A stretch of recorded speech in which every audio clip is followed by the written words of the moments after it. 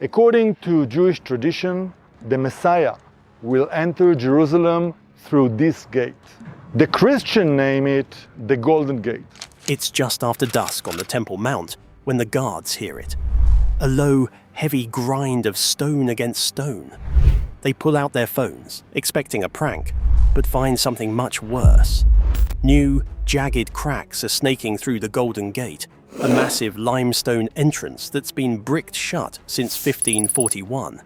For nearly 500 years, this seal remained intact. But now, it's moving. And honestly, the reason why is absolutely terrifying. But first we have to ask, who bricked it shut in such a panic to begin with? Sultan's desperate seal. To understand why a few cracks in a wall are causing a literal panic in 2026, you have to go back to 1541. Jerusalem was under the thumb of Sultan Suleiman the Magnificent, a man who had more power than almost anyone on the planet. But he was losing sleep over a legend. Rumors were ripping through the city that the Jewish Messiah was about to return, and according to the ancient scrolls, he wasn't going to use the main roads. He was going to walk straight through the Eastern Gate. Suleiman wasn't about to take any chances with his empire, so he did something that sounds like a move straight out of a dark fantasy novel. He didn't just lock the doors. He ordered his engineers to haul in massive blocks of limestone and brick the entire thing shut, turning a grand entrance into a dead 16-foot thick wall of solid stone. But here is where it gets truly wild.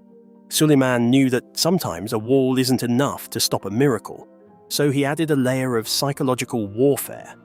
He knew that under Jewish law, a high priest or a messiah couldn't walk through a cemetery because it would make them ritually unclean. So, right in front of the gate, he planted a massive Muslim cemetery. It was a permanent, spiritual, no-entry sign. He figured that if the stones didn't hold, the impurity of the graves definitely would. It's fascinating to think about, really. You have this incredibly powerful world leader, a man with armies at his beck and call, and yet he's so rattled by a few verses in the book of Ezekiel that he spends a fortune on masonry and graveyards just to keep one person out. Now, you have to realize that this wasn't just a sultan being paranoid. He was tapping into a fear that had been building for centuries. The Eastern Gate, or the Golden Gate, had been the center of high-stakes drama since at least 520 AD, when the Byzantines built it over even older temple ruins. This is the spot where Christians believe Jesus rode in on a donkey during Palm Sunday. And it's the exact gate the Bible says must remain shut because the Lord has entered through it. By sealing it, Suleiman accidentally fulfilled a prophecy he was trying to prevent. It's one of those rare moments in history where a ruler's desperate attempt to stay in control actually proves the very thing he's afraid of. Have you ever stopped to wonder if modern leaders still think this way? It makes you think for a second. Do the people running the world today fear ancient scrolls and prophecies more than they fear actual armies? It's a debate that usually stays in the shadows, but when you look at the physical evidence in Jerusalem, it's hard to ignore. For 485 years, that seal held firm. It survived the Crusades, it survived the British Mandate, and it even survived major earthquakes that leveled other parts of the city. But lately, the tension has shifted from the spiritual to the structural. While the stones stayed put, groups like the Waqf have been conducting massive, unauthorized underground digs right behind the gate. Archaeologists like Dr. Eilat Marzar and others have warned for years that hollowed-out spaces and illegal renovations were turning the Temple Mount into a structural honeycomb. And when you combine those man-made voids with the ancient weight of Suleiman's seal, something eventually has to give. The gate that survived 5 centuries of war is finally starting to groan. It held firm through centuries of quakes and conflict. So why is it only screaming and shifting right now? Cracks whisper warnings. By late 2025, the silence surrounding the Golden Gate didn't just feel heavy. It felt like it was about to snap. For centuries, the only thing moving around these stones was the wind. But then the videos started surfacing. Not from official news crews or carefully staged documentaries, but from shaky cell phone cameras held by people who looked like they'd just seen a ghost. There's one clip from November that's particularly haunting. It was filmed around 9:09 p.m. The lighting is terrible, just that dim orange glow of the Jerusalem night. But you can clearly hear it, a deep rhythmic grinding coming from inside the masonry. The guards on duty that night weren't just surprised, they were visibly trembling.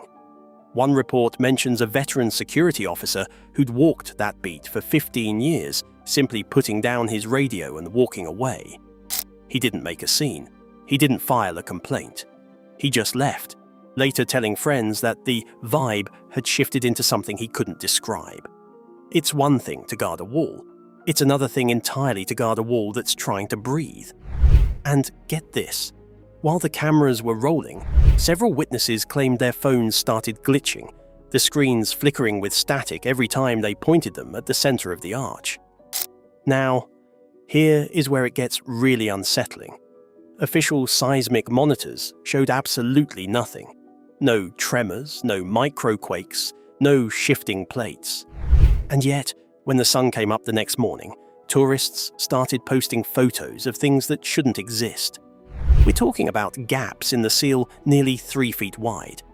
You could actually see the darkness of the chamber behind the stones, a space that hasn't seen a photon of light since the Renaissance.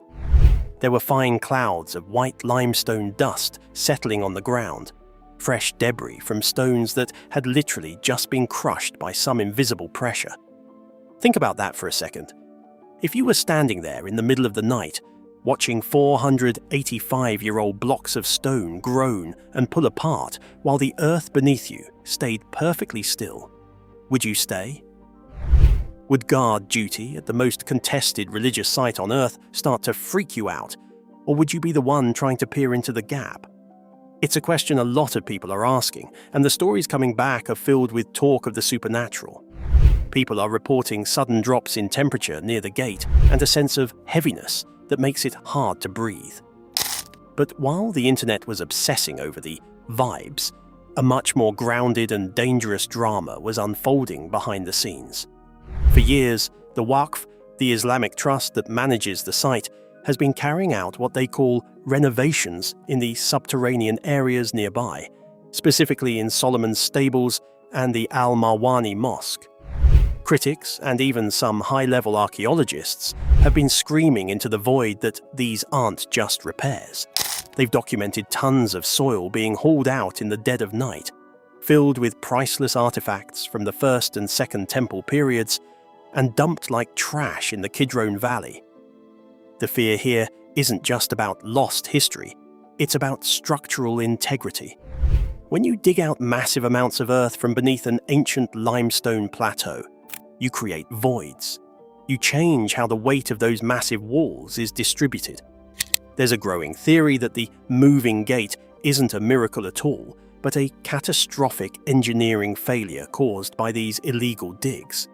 Dr. De Vera and other researchers have pointed out that the eastern wall is now essentially a hollowed-out shell. It's like a Jenga tower where someone has pulled out one too many blocks from the bottom, and now the whole 485-year-old seal is leaning into the void. And yet, even the most skeptical engineers are having a hard time explaining the timing. Why now? Why did the most significant cracks appear exactly when the social and political tensions in the city hit a fever pitch? In December 2025, eyewitnesses reported seeing the Gate of Mercy, the northern half of the double arch, visibly shuddering. There was no wind, no construction equipment nearby, just a sudden, violent vibration that sent birds screaming off the ramparts. It's created this bizarre, dual reality. On one hand, you have the official line, nothing to see here, just standard settling of ancient masonry. On the other hand, you have the raw, unedited footage of 3-foot gaps and dust clouds that suggest the seal is failing in real time. The mainstream media is almost entirely silent on this, probably because the implications are too radioactive to touch. If the Golden Gate actually opens, whether by God or by gravity, it triggers a chain reaction of prophecies and political moves that no one is ready to handle. By the end of the year, the rumors of the presence, or the Shekinah, returning to the gate had become so loud that even secular locals were starting to pay attention. You'd see people standing by the cemetery at dusk, not to pray for the dead, but to watch the stones. They're waiting for the next grind, the next puff of dust, the next sign that the Sultan's desperate seal is finally losing the battle against whatever is pushing from the other side. But as terrifying as a collapsing wall is, the true source of the movement might be much deeper. Fault lines ticking terror. If those 3-foot gaps and grinding sounds didn't keep you up at night, the geology definitely will, because while everyone is arguing over who has the right to pray at the wall, the actual earth beneath Jerusalem is preparing to settle a much older debt. Here's the thing that mainstream travel guides usually gloss over. Jerusalem isn't just a holy city, it's a tectonic target. It sits right on the edge of the Dead Sea Transform, which is a massive branch of the Jordan Rift Valley fault system. And if you look at the history of this specific stretch of land, you'll realize we aren't just waiting for a disaster. We are technically over a millennium late for one. Back in 1033, the Jordan Valley was literally ripped apart during a massive magnitude 7+ earthquake. It was a total destroyer. It leveled Jericho, shattered the walls of Jerusalem, and basically turned the region's architecture into a pile of limestone dust. Now, geologists have been tracking these cycles for decades, and they've noticed a pattern that is honestly terrifying. Major ruptures on this fault happen roughly every 100 to 150 years for smaller quakes. The big ones, the ones that actually reshape the landscape, follow a much longer, much more ominous clock. Right now, experts in Tel Aviv are sounding the alarm because the stress levels along the rift have reached a literal breaking point. They're predicting a magnitude 6.5 or higher at any moment, and the Golden Gate is sitting right in the crosshairs. Now, here is where the mystery of the moving gate gets solved by pure science. Think about the physical pressure building up in the crust right now. When a fault line is locked, it doesn't just sit there quietly, it flexes. The entire Temple Mount is basically a massive limestone plateau sitting on a shifting foundation. As that tectonic strain builds, the weakest points in the masonry are the first to groan. The Golden Gate, with its heavy Ottoman seal and its hollowed-out Byzantine arches, is basically a giant stress gauge. Those cracks aren't just settling, and they aren't just from old age. They are the visible signature of a fault line that is starting to wake up. But wait, it actually gets weirder when you add the human element back in. Remember those illegal waqf digs I mentioned? When you take a structurally sound ancient plateau and start hollowing out the insides to build underground prayer halls, you're basically removing the shock absorbers. If a magnitude 7.4 hit tomorrow, which is the maximum estimated potential for this fault, the eastern wall wouldn't just crack, it would likely pancake. And because the Golden Gate is the most vulnerable section of that wall, it would be the first thing to burst open. It's this wild, almost poetic intersection where man-made damage is accelerating a natural catastrophe that just happens to mirror a 2,500-year-old prophecy. I have to ask, looking at the data, do you think this is just a coincidence? Or is it possible that the earth itself is the mechanism for enforcing what's written in the Bible? If you lived in Jerusalem right now, knowing that the big one is centuries overdue and the most famous sealed gate in the world is literally splitting in half, would you be prepping for a quake or a revelation? It's a debate that's turning the city into a pressure cooker. Because here is the uncomfortable truth that nobody wants to say out loud. If the Golden Gate opens because of a seismic event, it completely bypasses all the political and religious red tape. You don't need a permit from the Waqf or a decree from the Israeli government to open a gate that a magnitude 7 quake has just blasted apart. Nature doesn't care about geopolitics. In a matter of seconds, the seal of Suleiman could be reduced to rubble, and the way would be clear for the first time in 5 centuries. We've seen this happen before, though not on this scale. In 749 and again in 659, massive earthquakes wrecked the structures on the mountain. But back then, the gate wasn't sealed with 16 feet of stone and a cemetery. Today, the sheer mass of the seal makes the flex much more violent. The stones aren't just moving, they are being pulped under the pressure of the Earth's crust. When witnesses report seeing dust clouds rising from the gate on perfectly still days, that's not wind. That's the sound of limestone being ground into powder by tectonic force. It's almost as if the planet is tired of waiting for the diplomats to figure it out. The strain is visible, the history is clear, and the clock is ticking towards zero. Whether you believe in the prophecy of Ezekiel or the data from the seismograph, the conclusion is the same. The seal is going to break. And the way it's happening right now suggests that the final rupture isn't going to be a quiet event.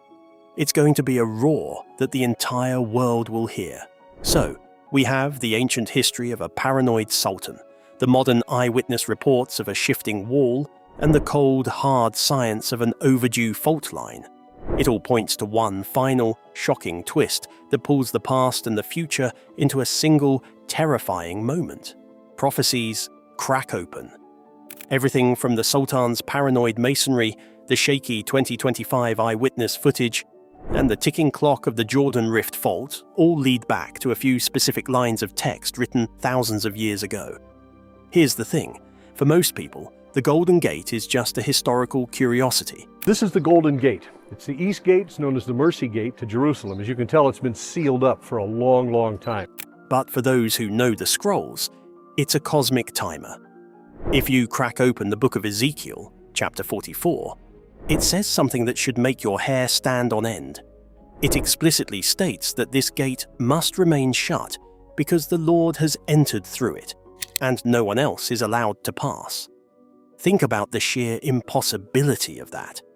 A gate in one of the most conquered cities in human history, changing hands between empires for millennia, somehow stayed bricked shut for nearly 5 centuries, just as the text demanded. But then you look at Zechariah and the Psalms, and the tone shifts from stay shut to get ready. Psalm 24 literally commands these ancient doors to lift their heads so the King of Glory can come in. And that's where the terrifying part of the solution comes into play. If the gate is moving now, it means the period of being shut is over. What's wild is how every major faith converges on this one patch of limestone. For Jews, it's where the Messiah enters to claim the throne. For Christians, it's where Jesus returned during Palm Sunday and where he's expected to touch down again. Even in Islamic tradition, this is the site of the final judgment. It's the ultimate end times bottleneck. And now, as the stones groan and the 3-foot gaps appear, it feels less like settling and more like an unsealing. There are even whispers, though the authorities will never confirm this, that recent micro-shifts have revealed ancient Hebrew inscriptions hidden deep within the masonry of the inner arches, as if the wall itself were beginning to speak. Now, I have to ask you, looking at these 2026 updates, is this just a coincidence of geology and old age, or are we watching a divine timer hit zero? Some people see a structural failure caused by the Waqf digs.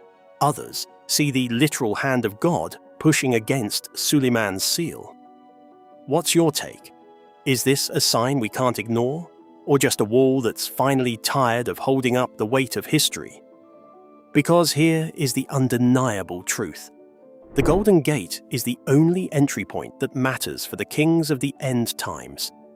If the fault line beneath Jerusalem is the key that turns the lock, then those cracks are the sound of the door finally unlatching. The seal is crumbling, the prophecy is breathing, and the terrifying solution is that we might be the generation that actually sees what's on the other side. We started with a 485-year-old mystery and ended with a fault line ready to blast the Golden Gate open, The seal is failing, the M7 quake is overdue, and the prophecy is happening in real time. Is this a geological fluke or a biblical countdown? Would you stand by that gate today? Drop your thoughts in the comments.